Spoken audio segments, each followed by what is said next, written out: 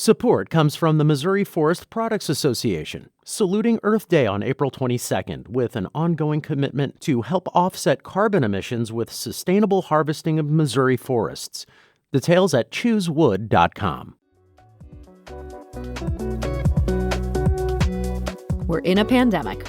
A whole lot of rules governing ballots have changed. Casting a ballot in Missouri this year is perhaps more complicated than it's ever been before, and it's time to get on it. St. Louis Public Radio's Jason Rosenbaum has thoughts on the best way to do that and to make sure it counts. So I guess my advice for people is, if you haven't already requested a mail-in ballot that has to be mail-in back, do it like right now. And if you send it back like as soon as you get it, I think your reasoning for concern goes down. I'm Sarah Fensky. This is St. Louis on the Air. Well, Jason's been covering this for quite some time, and now that this is all on the table and you can start requesting these ballots and even start voting, he's here to share his thoughts. So, Jason Rosenbaum, welcome to the show. Thank you for having me. So Missouri, historically, this is a state where people don't vote much before Election Day. That is different this year. Who do we have to thank for that? Well, we have the COVID-19 pandemic to thank for that. I touched base with St. Louis County Democratic Elections Director Eric Fay a couple weeks ago, and there's just an unprecedented amount of requests for either mail-in or absentee ballots for people to vote from home. And that's not even taking into account that a lot of county voters may be going into the St. Anne headquarters of the Board of Elections to vote absentee in person.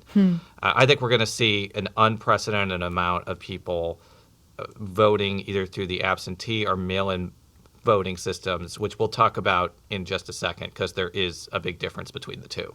Well, this is actually the perfect time to talk about that, because as you say, there's a big difference here, and people might not be aware of this. It seems like voting absentee is voting by mail. In Missouri, that just isn't so. So what do we need to know about these two different options?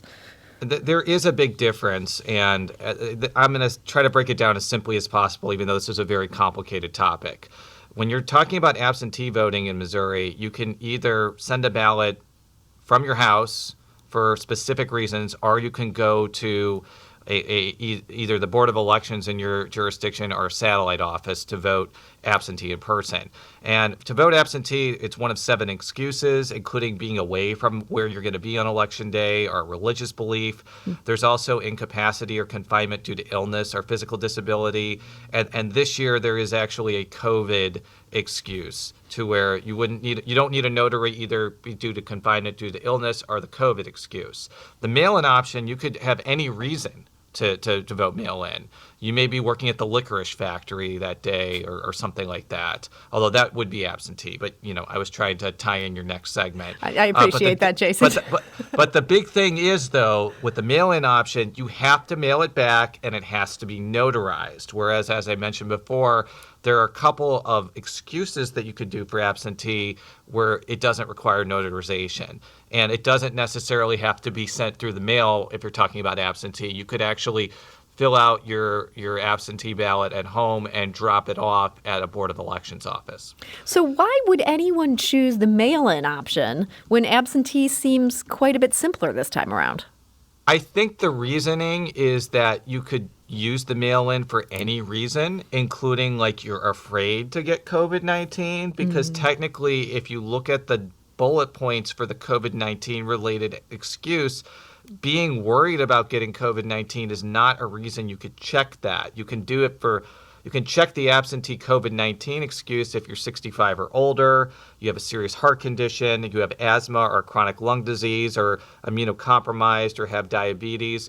But being worried about getting COVID-19 is not an excuse. So that would be the reasoning to use the mail-in version. But there's a lot of people who are like, this is not a great option because you need to get it notarized, which is kind of a time-consuming process, even though there are entities trying to notarize ballots across the region. And it has to be mailed back. You can't drop it in a drop box, and you can't bring it to your Board of Elections like you can with an absentee ballot.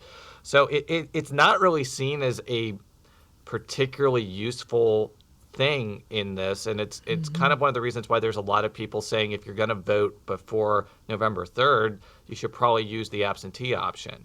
So with this mail-in option, you are not allowed to go drop this off in person. You have to put it in the U.S. mail. There's been a lot of publicity about problems with the Postal Service, things not getting through. If somebody's stuck with this mail-in option, they don't feel that they can vote absentee because they don't qualify for those health conditions. Their whole goal is just to avoid being in a place where germs might be, but say they're younger than 65. Should one trust the Postal Service to get their ballot there? Generally, what I've been when I'm talking with election officials, if you requested that option earlier this year, like let's say before absentee voting was started in September, and you got your ballot back in September and you mailed it back in September, I mean, the chances of it arriving at your Board of Elections are pretty high, and there are ways for you to check on that, especially in St. Louis and St. Louis County. I would say, though, the closer you get to Election Day, and if you haven't requested an absentee ballot or a mail-in ballot, that's when I think people are a little bit more dicier on that. I think that there was some communication about how if you don't send it back by October 27th, that it's not necessarily guaranteed to get to your Board of Elections by November 3rd. So I guess my advice for people is, if you haven't already requested a mail-in ballot that has to be mail-in back, do it like right now. Mm-hmm. And if you send it back like as soon as you get it, I think your reasoning for concern goes down. But the closer you get to Election Day, the more trepidation there would be if you choose that option, the one where you have to mail it back. Mm-hmm. So if you're going that mail-in option, you want to do that now. You don't want to do the classic American, maybe classic Gen X thing and wait until you're a couple days out and then just decide to go that route. That's where the U.S. Postal Service's problems might be a problem, or will be a problem almost, is what you're saying, Jason. Yes, and there's been a lot of advocates on both sides of the aisle have been saying if you want to vote absentee or mail-in, like they were encouraging people to request that in like August and early September, with the idea that people are going to get their ballots in like late September, and then once you get it, you need to fill it out and send it like the same day you get it, basically. So you avoid any types of those problems. So we're now in early October. If people are hearing about this for the first time, it's not too late, but they probably want to get moving. Yes, absolutely. And I also just want to point out that there are going to be satellite offices for people to vote in person in St. Louis County. In St. Louis County, there's the St. Louis County Library, North County Recreational Complex, the South County Governmental Center, the West County Government Center, and also the Board of Elections in St. Anne that are going to be open, I believe, later on in October. Right now I'm seeing like October 22nd to November 1st. And also October 24th and October 31st and November 2nd, and that's in St. Louis County. There are also going to be satellite offices for several libraries in the city that are going to be available later in the month as well. So that's another option if you don't want to just go to St. Anne or the Board of Elections downtown. There are going to be more options in St. Louis and St. Louis and St. Louis County for you to vote in-person absentee as the month goes on. And these are ones where you do or do not have to request ahead of time one of those ballots. That's a situation where you can go in and say, I'm not going to be able to vote in person because I have to work, and you could just check one of those 7 options. This is for the absentee where you have an excuse. This, again, cannot emphasize this enough to our listeners. This is not for the mail-in ballot option that has to be mailed back and notarized. This is for, you're going to go to the Board of Elections, you're going to provide a specific excuse that's listed there, and then you basically go vote like you would vote on Election Day, where they give you a ballot and you put it in a machine. That's how the in-person absentee works. Okay, so in-person absentee, that might be a good option for people as well. Now, Jason, we've talked a lot about Missouri. Does this advice apply to Illinois? No, because Illinois is a lot more straightforward. You can request a ballot for any reason, and all you have to do is fill out an application. So there really is no distinction between absentee and mail-in voting in Illinois, whereas there's a huge distinction between absentee and mail-in balloting in Missouri. If you want me to simplify it, absentee balloting in Missouri is voting either from home or at a designated location with a specific excuse. Mail-in balloting is mailing out the ballot, making sure it's notarized, and it has to go through the mail for any reason. Okay. So that's the best way to simplify what is admittingly a very complicated and cumbersome process in Missouri. It is so complicated, and I do want to let our listeners know, if you're feeling your head spin after hearing Jason and I talk today, Jason actually has a great story about this. This is on our website, stlpublicradio.org. The story is called, "Yes, There is a Difference in Missouri Between Absentee and Mail-in Voting." Answers a lot of questions you might have as you're trying to figure out what to do here.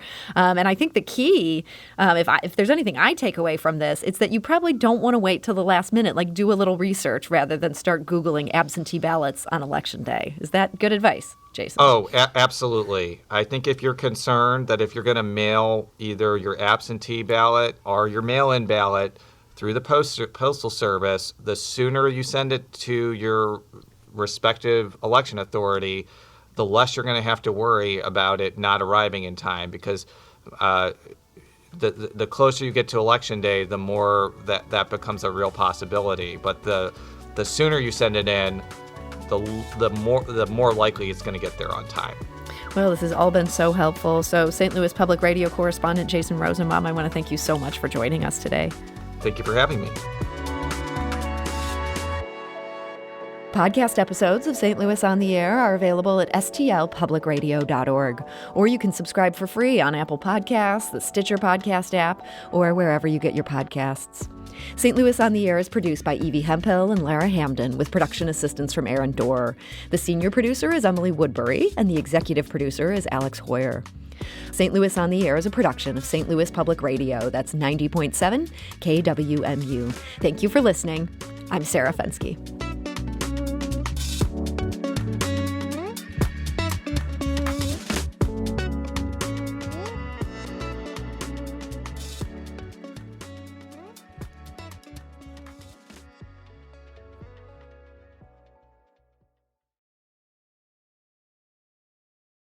Support comes from the Missouri Forest Products Association, saluting Earth Day on April 22nd with an ongoing commitment to help offset carbon emissions with sustainable harvesting of Missouri forests. Details at choosewood.com.